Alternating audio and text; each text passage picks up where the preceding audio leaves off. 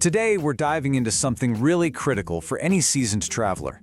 And it's not about avoiding certain neighborhoods or cities. No, this is about understanding the hidden psychology of common scams and mastering a new way of thinking to make sure you're always in control of your journey.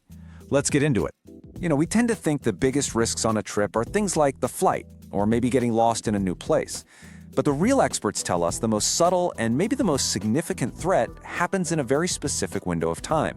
They call it arrival fatigue. It's that moment you've just landed, your brain is absolutely overloaded, and your guard is naturally down. This is the moment we need to talk about. So, let's pull back the curtain on this hidden danger of help and why it's so often the predator's very first move. What's really key here is this idea of the helpful predator.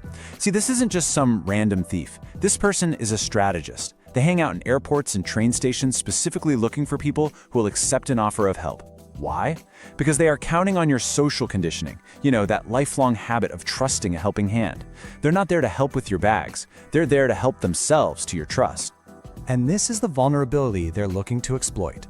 Arrival fatigue. It's more than just being tired. It's a state of cognitive overload.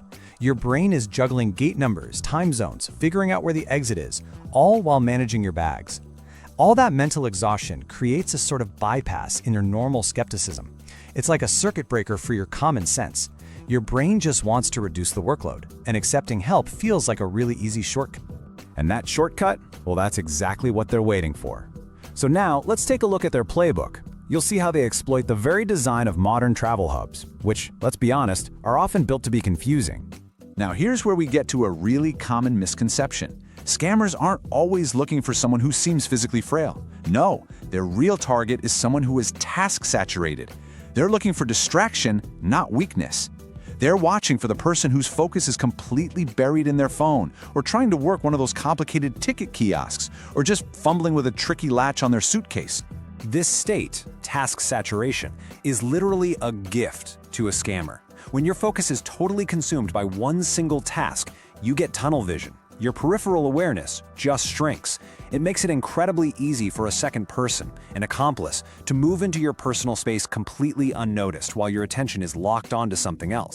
And this is how it works. It's a classic two-person play, a well-rehearsed maneuver called the distraction assistance loop.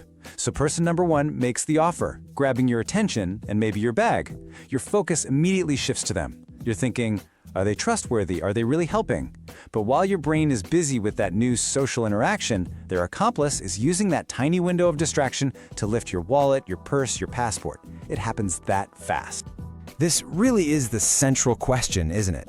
If the very thing we've been taught our whole lives to value, politeness, accepting help, is the tool being used against us, what are we supposed to do?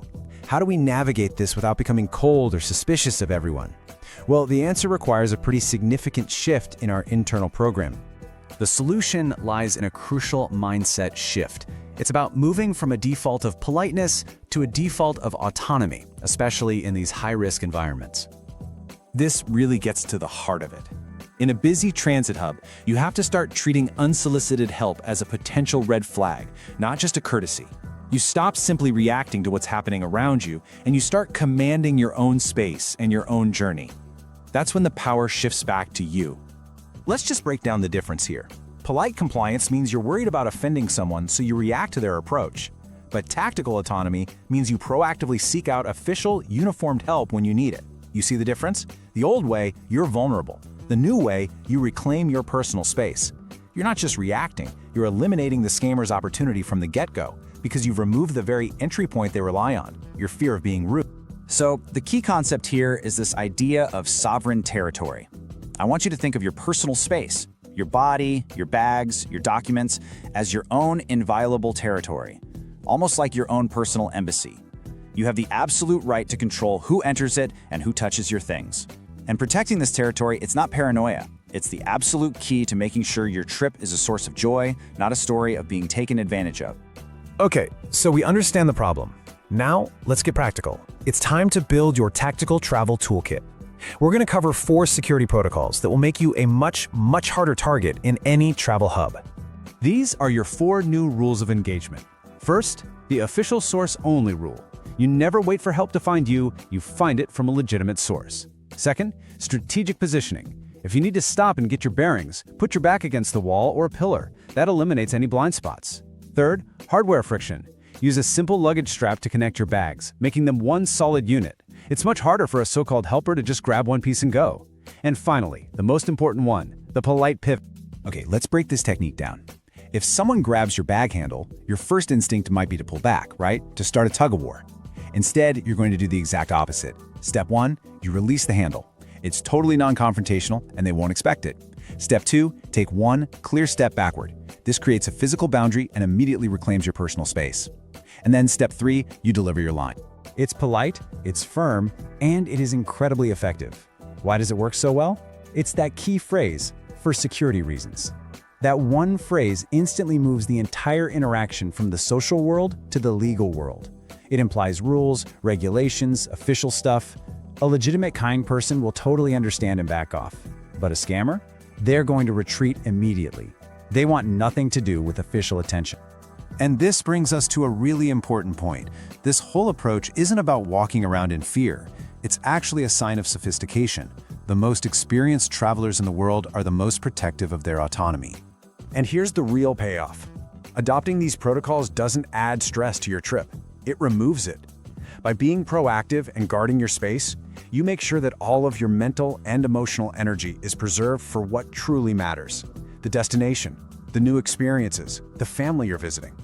You're not just a tourist, you're becoming a more strategic traveler.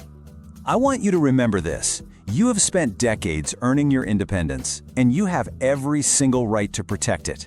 You are the captain of this journey, and your no, when you deliver it with calm confidence, it's not an insult. It's your most powerful security tool. It is your right and your responsibility to use it. All right, let's bring all this home. Let's talk about how you can control your journey by building the confidence, the muscle memory, to actually use these skills automatically when you need them. So here's a little homework for you, a gentle challenge. I call it practicing your sovereign refusal. The next time someone offers you a small, unneeded bit of help, like holding a door you've already got or carrying something light, I want you to practice saying a firm but smiling, "I've got it, thank you." Just get comfortable with the feeling of saying no now in these low-stakes situations. That way, when you're standing in a busy airport, it will come out with the natural confidence of a pro. This is the mantra to take with you. It really simplifies everything, doesn't it? Your autonomy, your control, it all begins with the physical things in your possession and the space right around you. If you can maintain control over those two things, you maintain control over your entire travel experience. So let's just quickly recap. Transit hubs are practically designed to create cognitive overload, and predators exploit that with offers of unsolicited help. Your best defense is to disengage using that polite pivot to reclaim your space. Remember, practicing this kind of tactical autonomy isn't about limiting your freedom. It's the very key to unlocking joyful, stress-free travel. So the question to leave with is this: are you just a passenger on your journey, or are you the captain?